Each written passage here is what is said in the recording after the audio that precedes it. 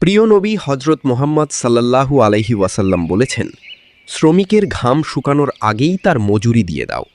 ইবনে মাজা। ভাবুন তো, আজকের দুনিয়ায় যেখানে শ্রমিকদের বেতন মাসের পর মাস আটকে রাখা হয়, ১৪০০ বছর আগে ইসলাম সেখানে সময় মতো মজুরি দেওয়ার নির্দেশ দিয়েছে।